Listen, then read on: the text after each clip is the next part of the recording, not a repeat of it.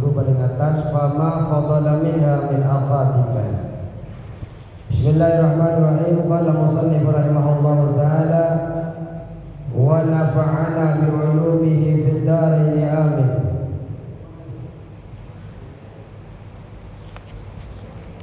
Minggu pertama kita sudah membahas tentang tata krama atau etika setelah terbitnya matahari hingga tergelincirnya matahari.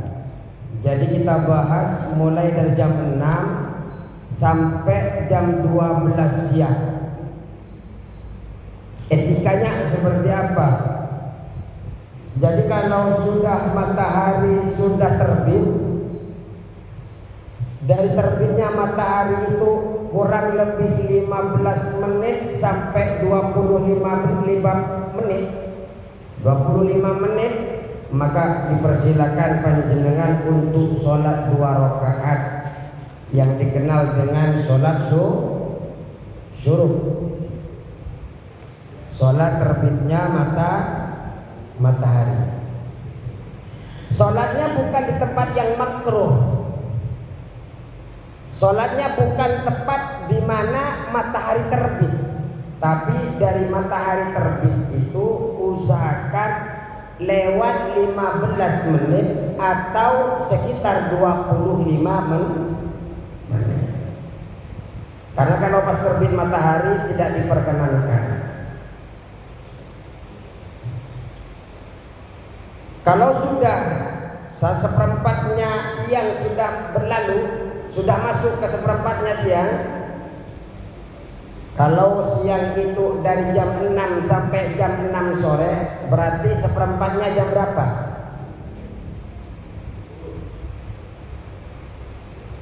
Jam 9. Jam 9 sampai jam 10. Panjenengan disilakan untuk sholat duha. Kalau sudah jam 9 dan 10, silahkan panjenengan sholat duha 4 rakaat, 6 rakaat atau 8 rakaat dengan cara 2 rakaat, 2 rakaat, 2 rakaat.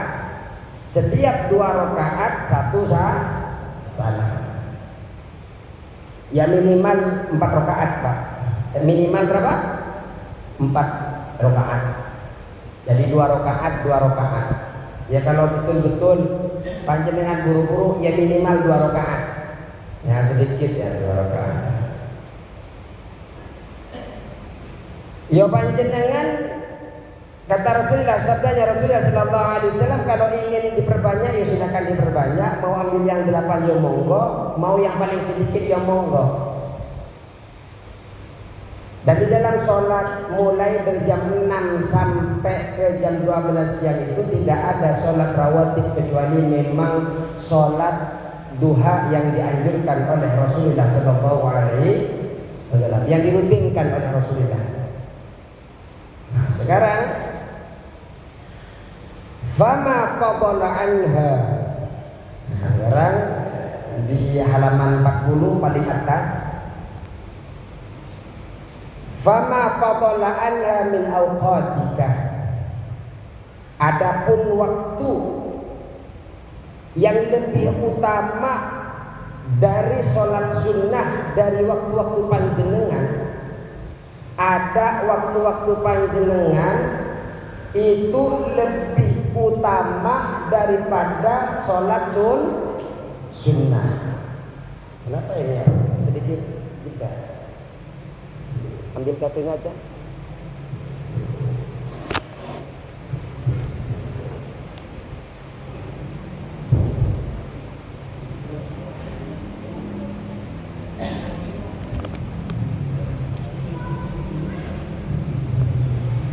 Jadi ada 4 keadaan. Jadi ada di dalam waktu-waktu kita ini ada aktivitas yang lebih utama daripada sholat sunnah. Falaka fihi arba'u halatin. Di dalam sesuatu yang lebih utama itu ada di dalam 4 keadaan.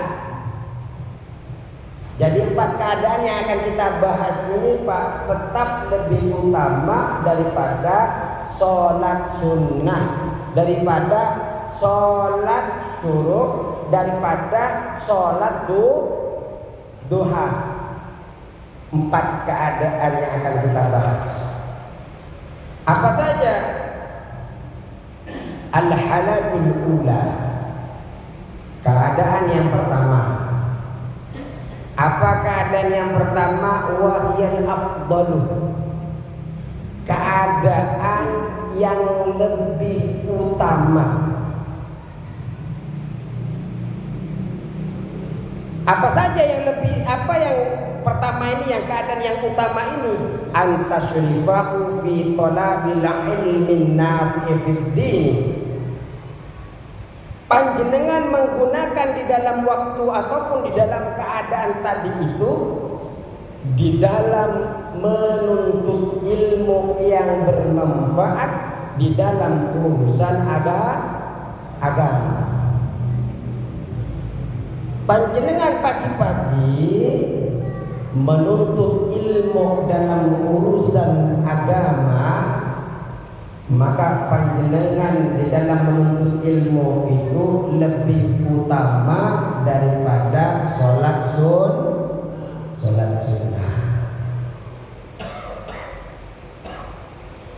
Dunal fuduli, tapi bukan ilmu fudul.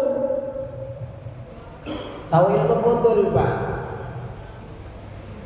Ilmu fudul ini adalah alladzi akabban nasu, ialah ilmu yang manusia akabban nasu alaihi, yang manusia menekuninya.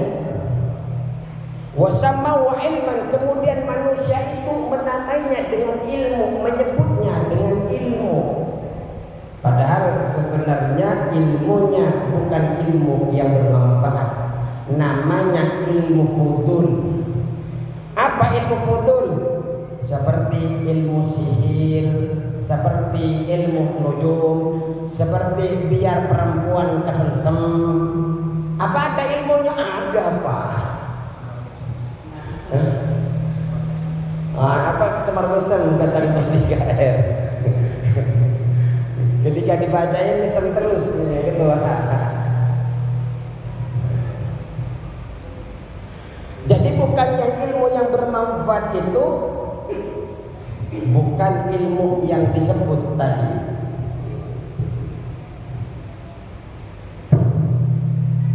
Masih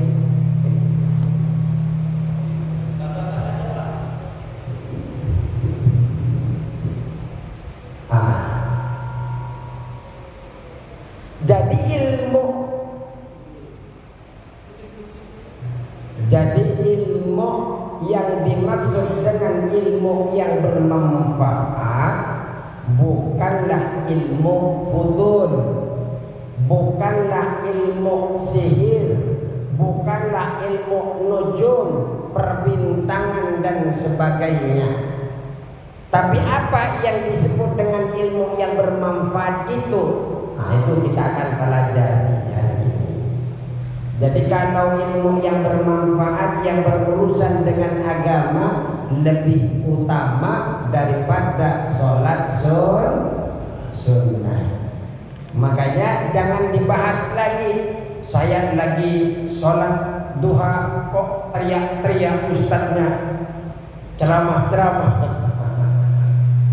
Padahal tetap lebih utama yang sedang taklim. Tapi taklimnya tentang ilmu yang bermanfaat. Bermanfaatnya di dalam bidang agama. Wa ilmun nafi'u.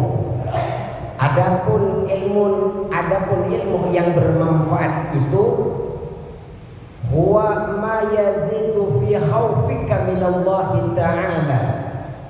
Ilmu yang menambahkan di dalam ketakutanmu kepada Allah Subhanahu wa ta'ala. Jadi ketika panjenengan belajar di dalam taklim itu diajarkan tentang bagaimana tambah rasa takut kita kepada Allah, maka yang dipelajari itu termasuk ilmu yang bermanfaat. Dan seperti apa lagi ilmu yang bermanfaat? Wa yazidu fi basiratika bi uyubin nas, bi uyubi nafsika. Dan bertambah ilmu itu bertambah, memberikan tambahan kepada kita di dalam penglihatan kita terhadap aib-aib diri kita sendiri. Jadi wa yazidu fi basiratika bi uyubi nafsika, ilmu yang bisa bertambah di dalam penglihatanmu kepada aib-aib dirimu. Dengan mencari ilmu, kemudian aib-aib yang ada di dalam diri kita nampak di dalam penglihatan kita. Kalau ilmu itu bisa menampakkan di dalam aib-aib diri kita, maka ilmu itu disebut ilmu yang bermanfaat. Tapi sekarang manusia lebih sibuk mencari aibnya orang lain. Itu yang jadi masalah, Pak. Punya banyak ilmu, tapi yang diceklis adalah orang lain, bukan diri kita. Yang dicari celahnya seharusnya adalah kita, bukan orang lain. Karena yang mesti bertaubat, yang mesti dekat kita dulu. Ku anfusikum anfusakum wa ahlikum nar. Jagalah dirimu, peliharalah dirimu, baru keluarga. Mulai dari kita dulu, Pak.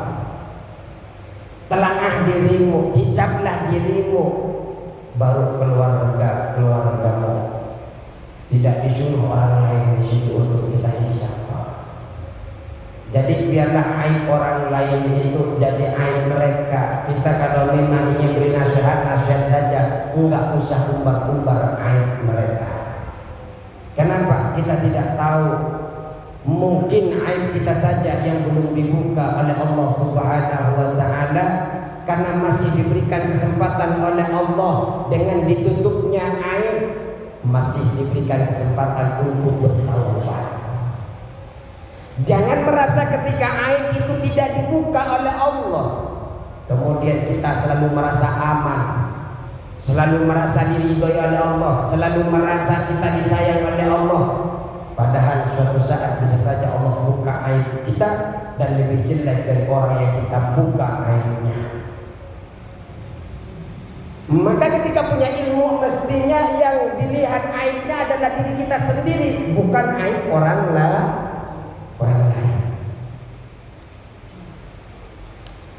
Terus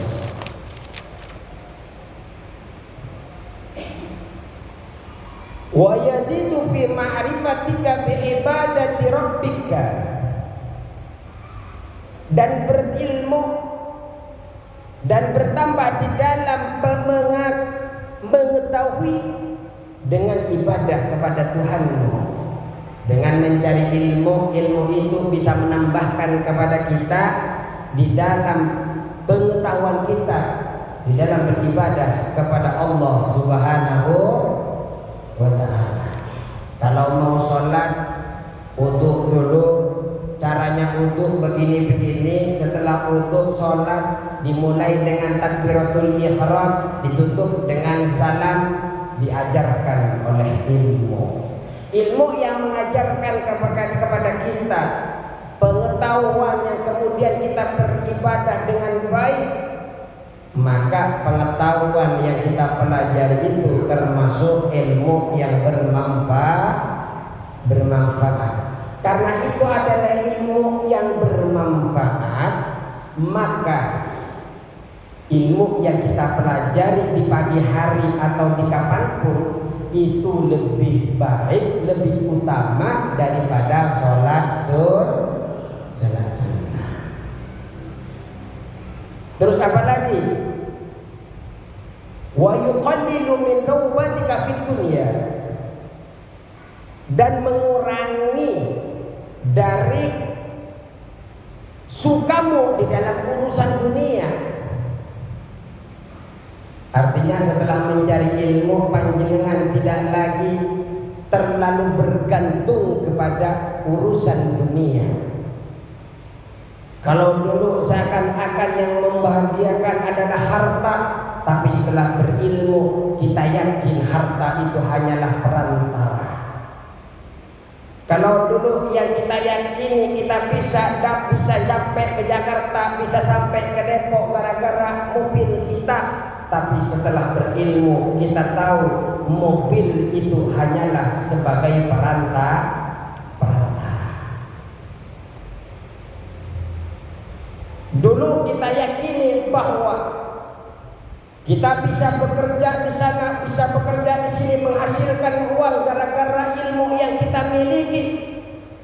Setelah punya ilmu, kita sadari bahwasanya ilmu itulah hanyalah perantara, yang ngasih rizki tetap Allah Subhanahu wa ta'ala. Maka terkadang Pak, kita lihat ada yang punya perusahaan. Perusahaannya, orang yang punya perusahaan kadang tidak selesai sekolah, SD saja belum lulus. Tapi yang kerja di bawah perusahaannya dia S2, S1, malah dia ikut pelatihan anak-anaknya yang di bawah itu, diikutkan pelatihan kemana-mana, bosnya cuma hanya bisa nyuruh. Ada kan yang seperti itu? Yang ahli malah dipekerjakan oleh orang yang tidak berilmu di bidang itu. Ini pernah ditanya Nabi Musa alaihissalam di dalam kisah Israiliyah, bertanya kepada Allah Subhanahu wa ta'ala, kenapa orang pintar banyak yang miskin dan orang bodoh malah banyak yang kaya? Apa yang disampaikan Allah dalam kisah Israiliyah yang bisa kita ambil fadilah, utamaannya, hikmahnya? Kata Allah, saya ingin menunjukkan kepada umat bahwasanya rizki itu bukan berdasarkan kepintaran, tapi rizki itu yang memberikan adalah ridhonya Allah Subhanahu wa ta'ala. Maka kita harus yakini Pak, jabatan yang panjenengan punya, usaha yang panjenengan tekuni hari ini, jangan sampai panjenengan merasa karena pengalaman panjenengan, jangan pernah merasa karena ilmu panjenengan kemudian panjenengan bisa sukses seperti itu. Ingat, banyak orang sukses seketika diambil oleh Allah, jatuh pada saat itu. Siapa yang bisa memberikan kesuksesan hanyalah Allah Subhanahu wa ta'ala. Hati-hati. Kemudian ilmu itu juga wa yazidu fi rubatika fil akhirah, menambahkan di dalam kesukaan kita di dalam urusan akhirat. Dengan mencari ilmu, nah ini diantaranya ilmu yang bermanfaat, menambahkan rasa suka kita ke dalam urusan akhirat. Cari rezeki, cari harta, tekun sekali. Tapi di dalam mencari rezekinya yang diniatkan dalam hatinya, saya kalau punya kelebihan rezeki sekian persennya saya akan infakkan, saya akan bayarkan zakat wajibnya, saya akan sedekahkan sedekah sunnahnya dan sebagainya. Akhirnya yang tadinya urusan dunia menjadi urusan akhirat. Terus wa yaftahu basirataka bi afati a'malika. Kemudian ilmu itu membuka penglihatan panjenengan terhadap penyakit-penyakit amal panjenengan. Amal itu banyak penyakitnya Pak. Tidak mudah amal kita itu diterima oleh Allah. Kadang memang tidak didengar amal-amal kita, doa-doa kita. Amal-amal kita tidak diangkat oleh Allah. Kenapa? Ada penyakit-penyakit, ada bahaya-bahaya di dalam amal kita. Maka ketika dia mempelajari ilmu yang bermanfaat itu, Allah membuka penglihatannya di dalam amal-amal kita itu, dikasih tahu oleh Allah melalui malaikatnya, melalui isyarahnya dan sebagainya, sehingga terbuka kasafnya. Oh ini tidak baik di dalam hati, di dalam amal saya. Kalau saya lanjutkan kalau saya lanjutkan niat tidak baik ini, maka ini akan bahaya kepada amal saya. Contohnya, panjenengan ingin beramal kepada masjid tapi ingin populer di mata masyarakat, panjenengan ingin disebut paling banyak, kontribusinya paling begini dan begitu, yang lain seakan-akan tidak ada. Hati-hati, itu penyakit di dalam amal-amal soleh. Tapi ketika panjenengan berilmu yang bermanfaat, Allah tampakkan itu tidak baik. Amal mengajarkan, amal menjaga, ilmu menjaga. Nah, mempelajari ilmu yang bermanfaat seperti itu lebih baik daripada sholat sunnah. Kemudian hatta tahtariza minha, sehingga orang itu ketika dia mempelajari ilmu yang bermanfaat itu, hatta tahtariza minha, hingga engkau menghindari terhadap penyakit-penyakit amal itu.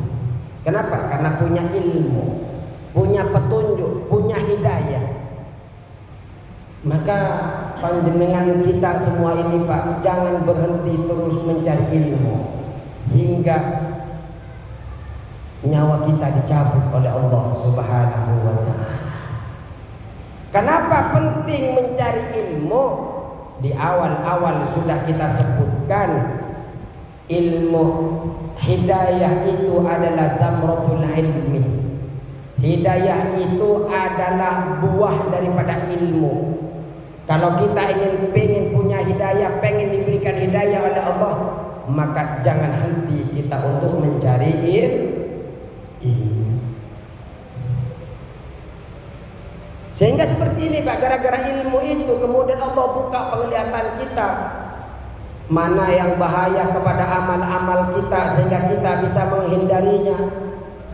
Ini adalah ilmu yang akan menyelamatkan kita. Melalui ilmu Allah kawal kita, Allah tunjukkan, Allah bimbing kita kepada kebaikan.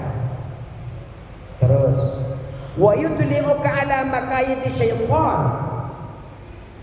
Gara-gara kita berilmu, maksudnya ada ilmu yang bermanfaat tadi, yudli'uka ala makaidi syaitan, memperlihatkan kepada panjenengan siasat-siasat setan, wa ururihi, dan tipu dayanya setan. Kita pernah pelajari Pak, bahwasanya ada 9 anak cucu iblis, 9 nama dan memiliki job desk masing-masing, yang selalu menunggu kita di dalam ibadahnya, keluar masjid, nyampe ke rumah. Ada syaitan yang selalu mengawasi kita. Kalau kita tidak pantau diri kita, hati kita, mulai kita bangun tidur sampai tidur lagi, kalau tidak dipantau, gerak-gerik tangan dan kaki kita dan hati kita berpotensi yang menggiring diri kita adalah syaitan. Kenapa? Syaitan sudah siap Pak. Hatta kita mau meninggal saja diintip sama syaitan itu Pak. Di dalam At-Tadhkir Al-Qurtubi Ketika kita sudah sakit tuh Pak, setan itu sudah siap untuk hadir, ngirim bala tentaranya, anak-anak buahnya dikirim untuk datang kepada kita. Berbentuk ibu, berbentuk ayah. Apa tujuannya setan seperti itu?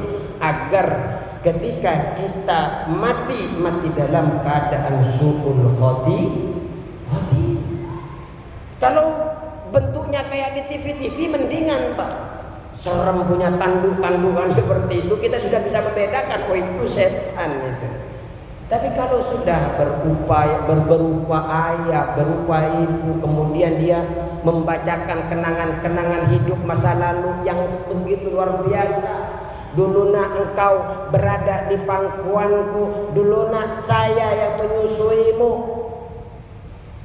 Ayolah ikut saya kalau kamu ingin menjadi orang yang baik, yang husnul khotimah. Saya akan bimbing kamu nak. Padahal sejatinya itu adalah setan.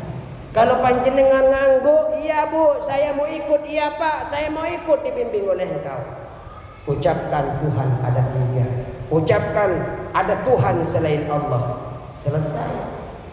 Dia wafat dalam keadaan su'ul khati.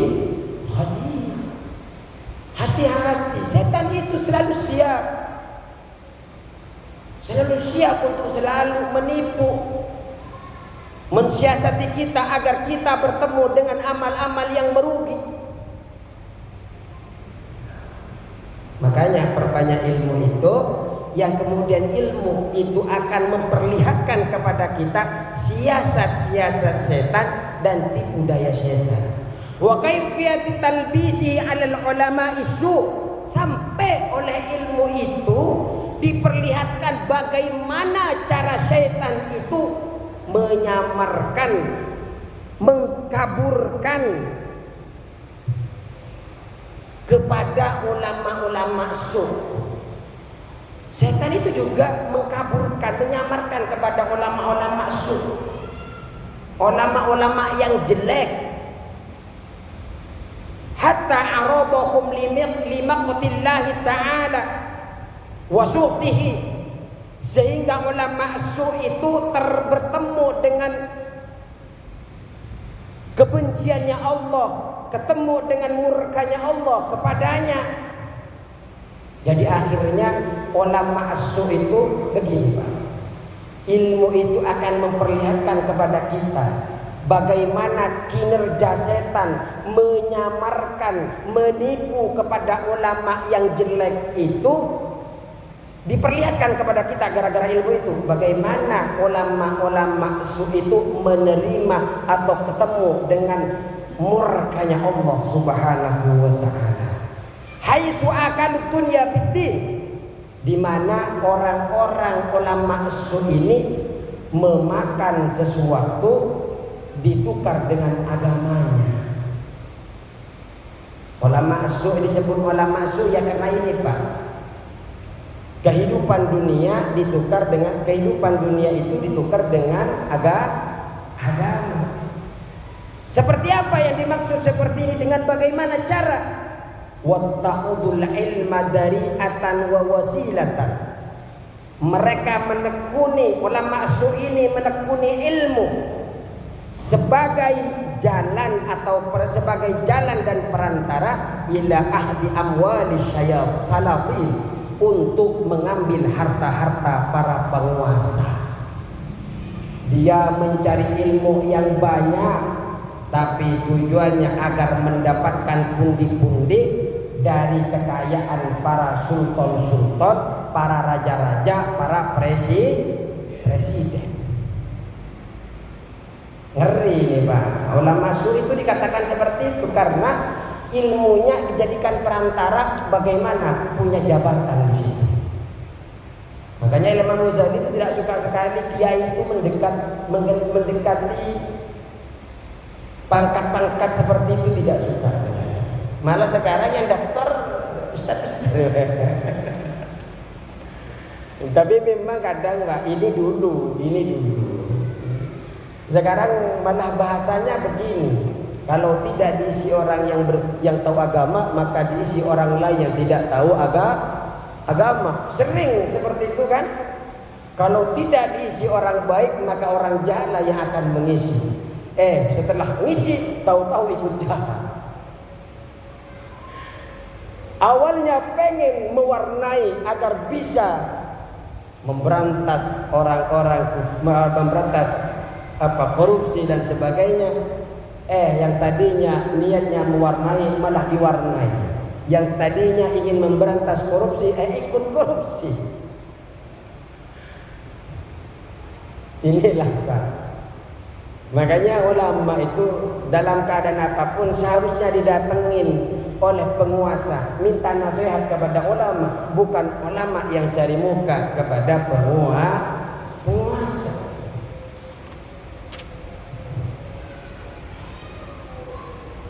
Wa akli amwalil awqafi.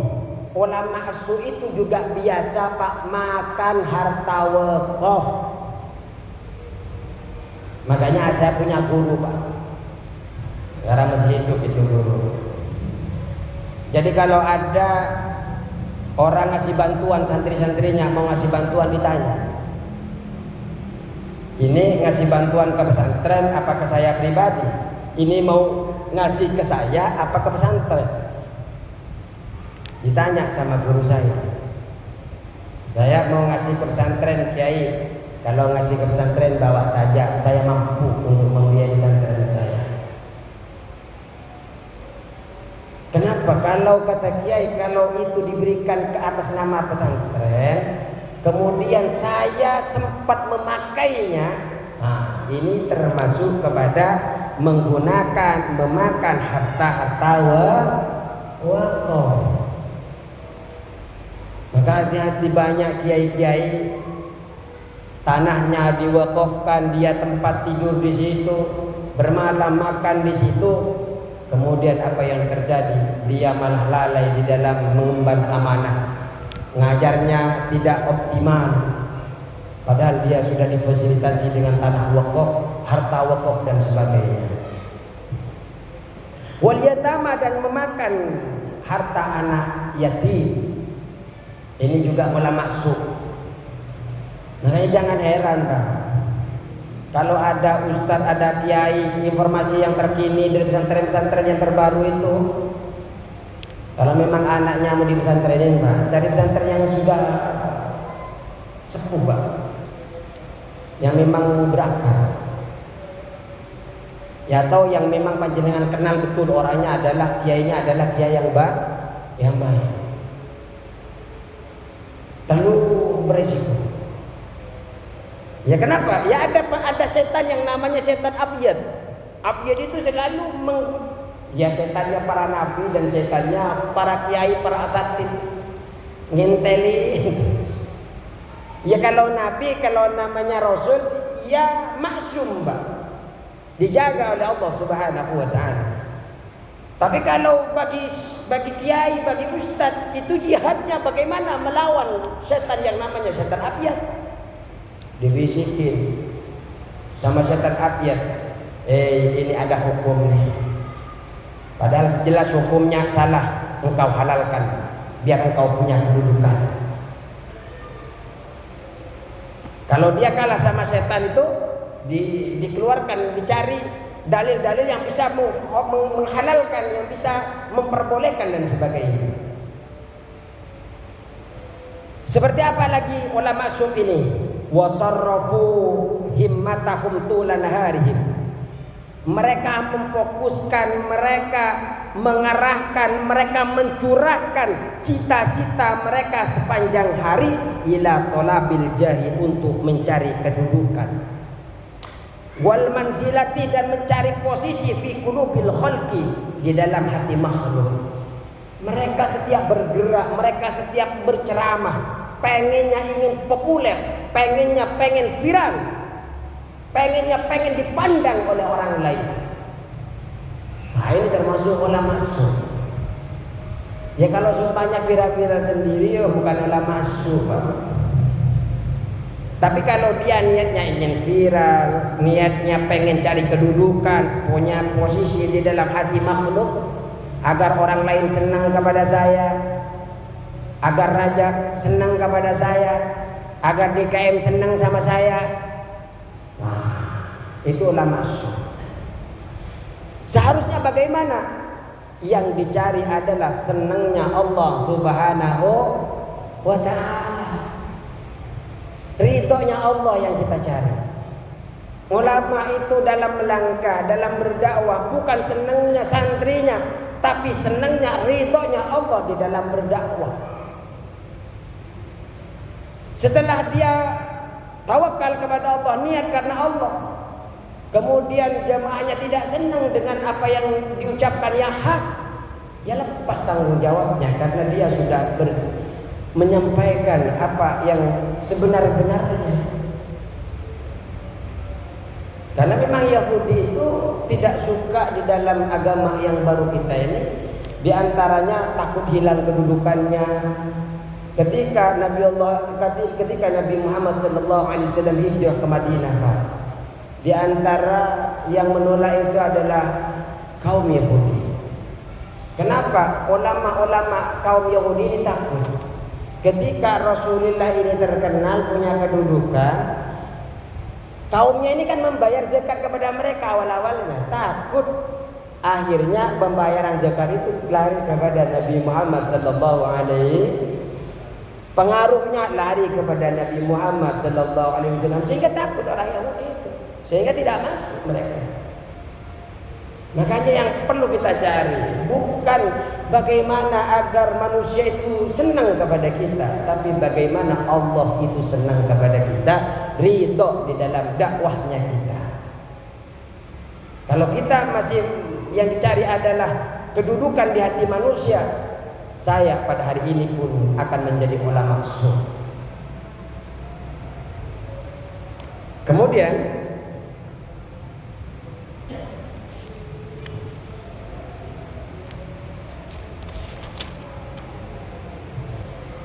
wattarahum dzalika ilal mura'ah. Kemudian cita-cita, melakukan cita-cita himmah tadi itu menggiring kepada pamer.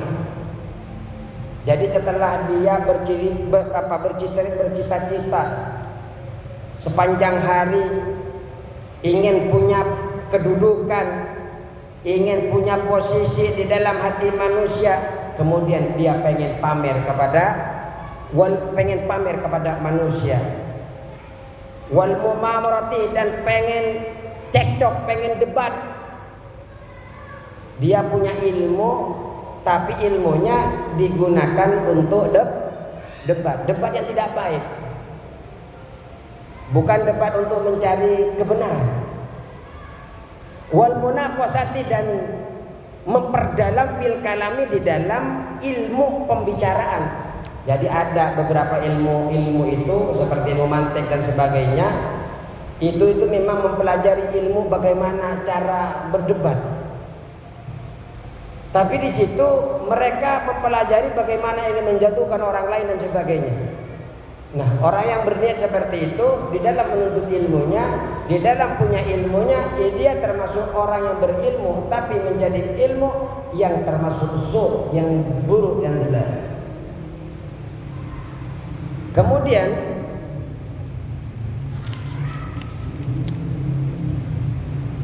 wahadal wal mubahati, dan berbangga-banggaan. Nah, ulama su ini juga sukanya berbangga-banggaan, bangga dengan ilmunya, bangga dengan kedudukannya, bangga dengan ahli ibadahnya. Itu tidak boleh. Merasa ujub kepada dirinya itu tidak boleh. Ini orang yang biasa merasa ujub kepada dirinya ini akan binasa, Pak. Di dalam kitab Nasha'ihul Ibad itu ada 3 perkara yang membinasakan. Di antara adalah bakhil, kikir. Kemudian juga yang bisa membinasakan itu mengikuti hawa nafsu.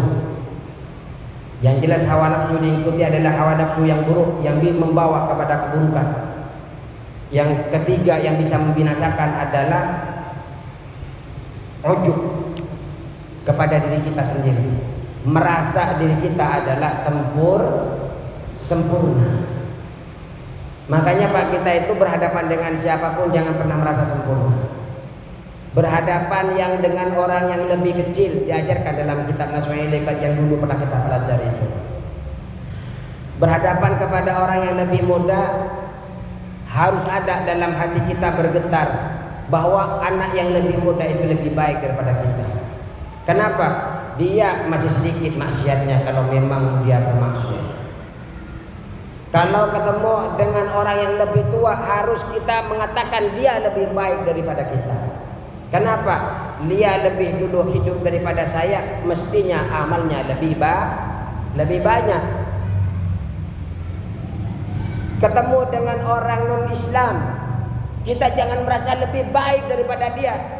Jangan-jangan dia sebelum wafat dia dalam keadaan husnul khotimah, saya dalam keadaan su'ul khotimah. Dia pada akhir hidupnya dia membaca syahadat kepada Allah dan Rasulnya, sedangkan kita ikut kepada panduan setan yang berupa bapak dan ibu dan orang-orang terkasih kita. Naudzubillah. Jangan pernah merasa lebih baik, jangan merasa sempurna dalam diri kita. Siapa saja yang akan muncul seperti itu, Pak? Ahli ibadah, orang yang sering ke masjid, orang yang sholat tahajud berangkat duluan, yang lain belum berangkat ke masjid, jam 1 sudah ada di Masjid Darussalam. Berpotensi dia, Pak. Orang yang ahli ibadah itu berpotensi untuk ujub. Oh, kalau saya, yang lain belum bangun, saya sudah bangun duluan. Yang istiqomah cuma saya. Merasa lebih baik daripada orang lain, itu takabur. Takabur itu kerjaan Siapa lagi? Orang yang punya ilmu. Orang yang punya ilmu juga bisa berpotensi takabur. Saya lebih tahu daripada dia, berarti ngeremehin orang lain. Dia baru anak sore, saya sudah anak lama, saya sudah senior. Hal yang seperti itu berpotensi takabur. Siapa lagi? Orang yang punya pangkat, merasa dirinya lebih tinggi daripada orang yang di bawahnya. Memang secara pangkat memang lebih tinggi, tapi merasa lebih mulia, merasa lebih hebat, itu adalah bentuk takabur. Terus siapa lagi? Orang yang berharta. Orang yang berharta, Pak, panjenengan boleh saja kemana saja pakai mobil yang mewah, pakai baju yang mewah, silakan nikmati hartanya. Tapi yang tidak boleh menghina orang lain yang tidak sesuai dengan panjenengan, yang tidak berpakaian sama seperti panjenengan, yang tidak punya kendaraan seperti panjenengan. Kemudian panjenengan menghina mereka, kemudian menganggap remeh mereka, maka itu adalah bentuk takabur. Iblis itu bukannya tidak bertauhid kepada Allah. Iblis itu bertauhid, Pak, sampai sekarang bertauhid. Makanya di dalam salah satu kitab diceritakan iblis itu pernah datang kepada Nabi Musa. Musa, engkau ini sejahat-sejahat orang kau ini. Kok bisa begitu iblis? Ya saya yang sudah melanggar aturan kepada aturannya Allah. Saya tidak pernah mengaku sebagai Tuhan. Engkau manusia biasa malah mengaku Tuhan. Iblis ini badannya luar biasa, sempat mimpin malaikat di dalam bertasbih kepada Allah Subhanahu wa ta'ala. Hanya satu kesalahannya, aba wastakbar, karena takabur.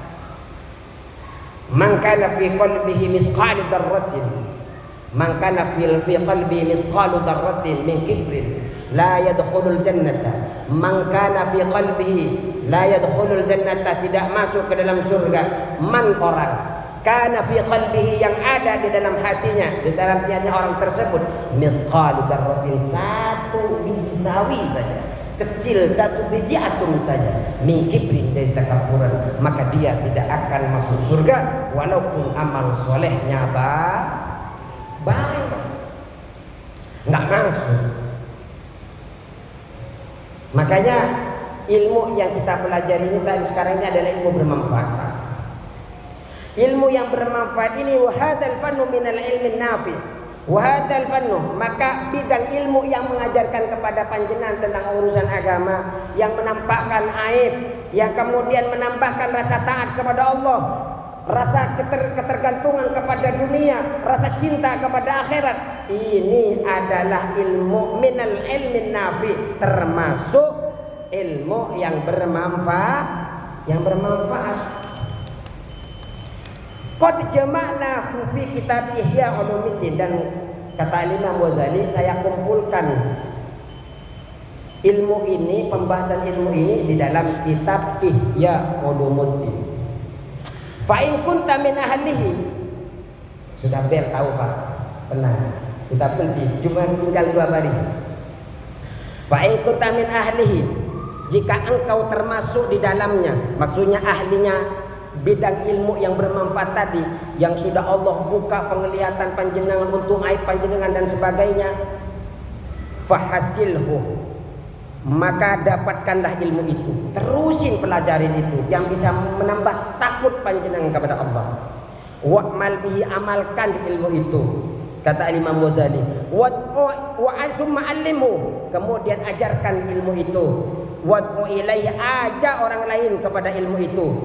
Faman alima dzalika, barang siapa yang mengetahui kepada ilmu itu, wa amila bihi, dan mengerjakan, mengamalkan ilmu tersebut, summa allamau, kemudian mengajarkan kepada orang lain ilmu tadi, wa da'a ilaihi, dan mengajak kepada orang lain kepada ilmu tadi, fadzalika yud'a adiman, orang tersebut nanti akan dipanggil adiman, orang dengan orang besar, fi malakutis samawati, di kerajaan langit, bi syahadati Isa alaihissalam, langsung jadi saksinya adalah Nabiullah Isa alaihissalam. Mestinya Pak, taklim pada malam hari ini mestinya harus nambah ketaatan kepada Allah Subhanahu wa ta'ala. Kalau saya ngajak kepada keburukan Pak, jangan diundang lagi Pak. Pada saat itu saya adalah ulama su', apalagi saya mengajak kepada panjenengan kepada sesuatu yang tidak baik. Insyaallah semoga selalu istiqomah kita mengenal Allah, karena nanti di dalam kita beribadah kepada Allah ada yang tingkatan tertinggi, itu adalah arif billah. Apa arif billah? Mengenal Allah, mengenal sifat-sifat Allah. Dari mana kita mengenal Allah? Dengan taklim seperti ini. Semoga kita semua bisa dipermudah oleh Allah Subhanahu wa ta'ala, dicintakan diri kita untuk mencari ilmu, dan ilmu itu semoga menjadi ilmu yang bermanfaat dunia akhirat. Wallahul muwaffiq ila aqwamit thoriq. Wassalamualaikum warahmatullahi wabarakatuh.